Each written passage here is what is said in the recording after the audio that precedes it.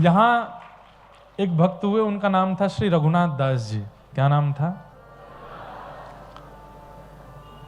उनके पिताजी और चाचा जी दोनों राजशाही जीवन जीते थे।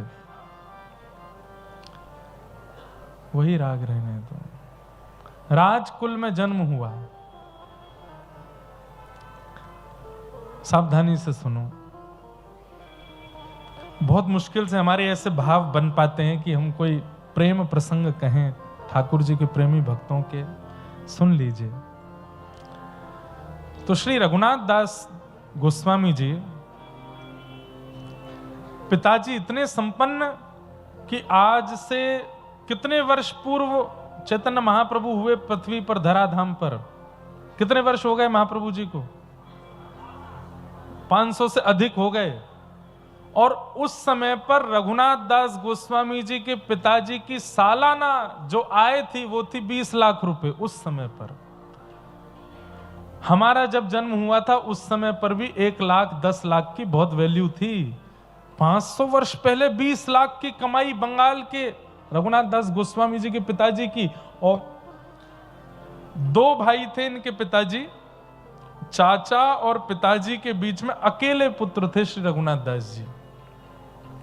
लेकिन महाप्रभु जी का चित्र और महाप्रभु जी का चरित्र जब सुना और उनका दर्शन किया, बस रट लगा लिया वृंदावन जाना है। और वे माता पिता से आज्ञा लेकर के महाप्रभु जी का प्रवचन सुन के वृंदावन आ गए। बहुत सावधानी से सुनिएगा। वृंदावन आकर के उन्होंने नियम ले लिया, वो एक मिट्टी के पात्र में नित्य छाछ पीते थे। और वो भी मधुकरी के रूप में किसी ब्रजवासी के घर से वो छाछ आती थी, मठा। और बस उसको पी करके भजन करते थे और कुछ खाते पीते नहीं थे। छोटा सा प्रसंग सुना रहा हूं। रघुनाथ दास जी का प्रसंग चरित्र बहुत अच्छा है, बहुत बड़ा है, पर मैं छोटा सा एक प्रसंग सुना रहा हूं। तो आप राधा कुंड में निवास करने लगे। जब व्रत चले गए तो वहां पर एक सकोरा बोलते हैं मिट्टी के पात्र को, उसमें केवल छाछ पीते थे और ठाकुर जी का भजन करते थे। गोसाई श्री विठलनाथ जी श्रीमद वल्लभाचार्य जी के पुत्र, वो इनसे मिलने के लिए कभी कभी आते थे। क्यों? अच्छे मित्र थे, दोनों भक्त थे। वो श्रीनाथ जी की सेवा करते थे, गोसाई विठलनाथ जी। एक दिन वो मिलने के लिए आए तो ये बिस्तर पर पड़े थे। तो गोसाई जी ने पूछा, क्या हुआ, आप ऐसे क्यों पड़े हैं? तो इन्होंने कहा, मेरा पेट खराब हो गया है। गोसाई जी बोले, दोबारा बोलिए क्या हुआ? बोले, मेरा पेट खराब हो गया है। बोले, पेट खराब उनका होता है जो रोटी खाते हैं, दाल चावल खाते हैं, कचौड़ी पकौड़ी पूड़ी खाते हैं। आपका पेट कैसे खराब हो गया? आप तो केवल एक सकोरा छाछ पीते हो। झूठ बोल रहे हो आप। वैद्य को बुलवाया। बोले, ये कह रहे हैं इनका पेट खराब है, जरा नाड़ी देखो। तो पुराने वैद्य नाड़ी देख के बता देते थे शरीर में क्या खराबी है। उन्होंने नाड़ी देख करके कहा, बोले इनका पेट खराब है।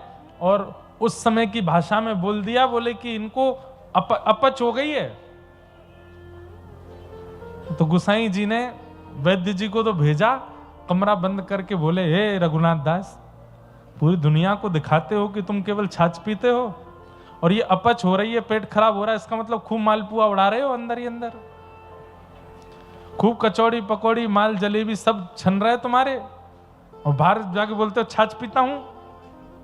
क्यों ऐसा करते हो? हम तो तुम्हारे मित्र हैं, हमको तो सत्य बताना था। रघुनाथ दास जी के नेत्र सजल हो गए।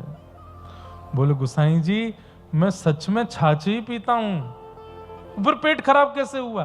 बोले, मैं छाछ पीने के बाद जब मानसी में जाता हूं, नेत्र बंद करके अंतःकरण में जब प्रिया प्रियतम का ध्यान धरता हूं, तो प्रिया प्रियतम को 56 भोग लगाए जाते हैं। वे 56 भोग पाते पाते मुझको बैठा लेते हैं और फिर जबरदस्ती अपने हाथ से मुझको कचौड़ी खाओ, मालपुआ खाओ, पकौड़ी खाओ। कल रात में गिरिराज जी के किसी वैष्णव ने 56 भोग लगाए, तो मैं तो गया था ध्यान करने के लिए। जैसे ही ध्यान में प्रिया प्रीतम को देखा, दोनों ने श्री जी ने एक हाथ पकड़ा, ठाकुर जी ने एक हाथ पकड़ा। बैठो बाबा, हमारा पेट तो भर गो, अब तुम खाओ। और दोनों ने खूब भर भर के मुंह को खवाया। मैंने कही, अरे श्री जी, मैं छाछ पीवे वारो, एक सकोरा छाछ पीऊं, मेरे पेट में इतनी जगह ना है। जबरदस्ती श्री जी तो मान गई, या लाला ने ठूस ठूस के खवाया मुंह को, वहां से मेरो पेट खराब है गयो। गोसाई जी के नेत्र सजल हो गए कि ये मानसी में चिंतन जो करते हैं वो चिंतन इनके प्रत्यक्ष शरीर में लग रहा है। इसका मतलब सोचो किस अवस्था के हैं। ठाकुर जी कहते हैं ऐसे भक्त मुझको प्रिय हैं। राधा कृष्ण प्राण मोरा युगल किशोर। और ऐसे भक्तों को क्या कहते हैं? निर्गुण भक्त। इनकी और कोई कामना ही नहीं है। हमने अपने ठाकुर जी का ब्याहुला किया, किसी ने, बहुत लोग तो अब हमारे पीछे पड़े ही रहते हैं, कुछ ना कुछ बोलने। कोई बोला गुड्डा गुड़िया का खेल समझ रखा है, ठाकुर जी का ब्याहुला कर रहे हैं। अरे भैया, बोलने से पहले आपकी जीभ में घबराहट नहीं होती? ठाकुर जी गुड्डा गुड़िया है। सखियन मन ऐसी रची, ब्याह रचायो आज। सखियों के मन में आया कि हम प्रिया प्रियतम का ब्याहुला। इसीलिए तो ये सब प्रसंग जो है ना, इनको इतने बड़े पैमाने पर बोलने में, अभी हमने जब से भीड़ बहुत बढ़ गई है ना, तब से हमने प्रेम रस की चर्चाएं कम कर दी कथाओं में, क्योंकि लोग अधिकारी नहीं है उसके। प्रिया प्रियतम का ब्याहुला उत्सव, प्रिया प्रियतम के नित्य विलास का उत्सव, प्रिया प्रियतम के अंतःपुर की लीलाएं। इसीलिए रसिक जनों ने कहा इनको गोपनीय रखो, इनको ज्यादा सबके आगे बोलो मत, क्योंकि ये संसार लैला मजनू का नृत्य देखने वाले, क्या नाम है, जूलियट रोमियो का सिनेमा देखने वाले, ये कैसे समझेंगे प्रिया प्रियतम का प्रेम कैसा है?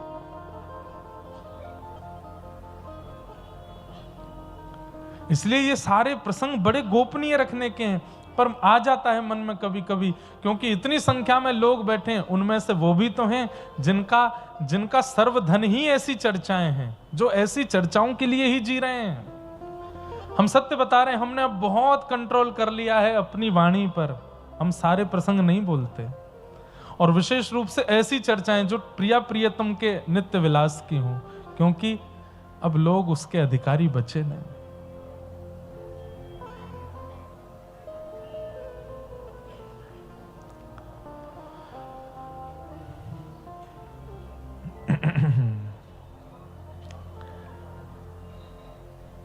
मन ना रहे 10-20,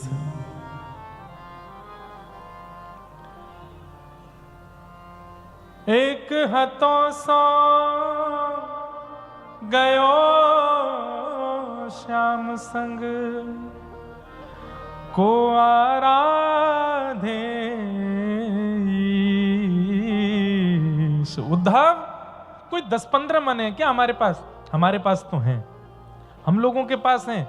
एक पुचका वाले को दे रखा है, एक संदेश वाले को दे रखा है, एक पिछली गली वाली को दे रखा है, एक पल्ली गली वाली को दे रखा है। हम पे तो 10-15 मन है, हमने सब जगह बांट रखे हैं। पर गोपियां कह रही हैं एक ही मन है, और वो भी कृष्ण ले गए अपने साथ। अब ये मन लगाएं कहां पे?